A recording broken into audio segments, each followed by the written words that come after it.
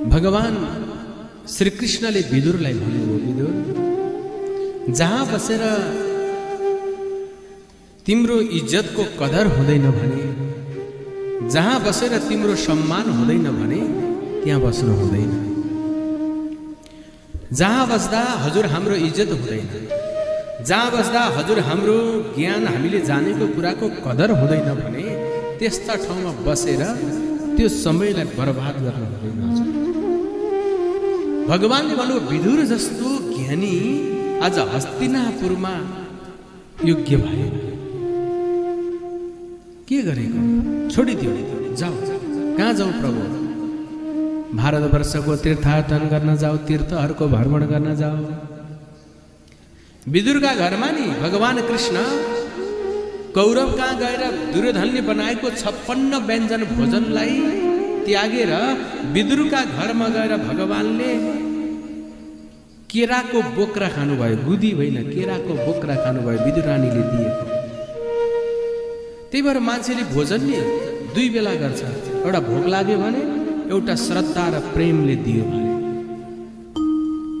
जब भोक लागेको छैन, दिनीमा श्रद्धा छैन भने कसैले खाना खान्छ?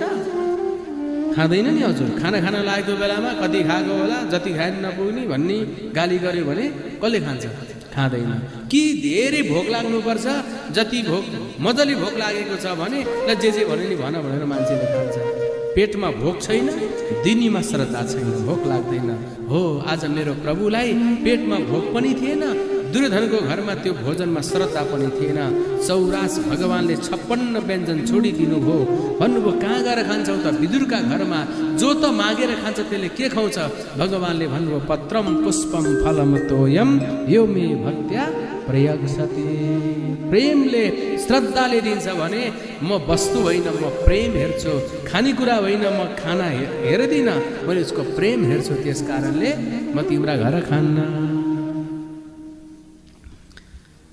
तिनी विदुरजी भगवानलाई सम्झँदै जब वृन्दावनमा पुग्नुभयो, भगवानले खेलेको, डुलेको, नाचेको सबै याद आयो। गाई चराउने ठाउँको याद आयो। मलाई हस्तिनापुर आउँदा दुर्योधनको घरको 56 व्यञ्जन छोडेर मेरो घरमा आएर केराको बोक्रा खाएर अपमान जहाँ हुन्छ त्यहाँ बस्न हुँदैन काका भनेर पठाउने कृष्ण चाहिँ कहाँ गयो?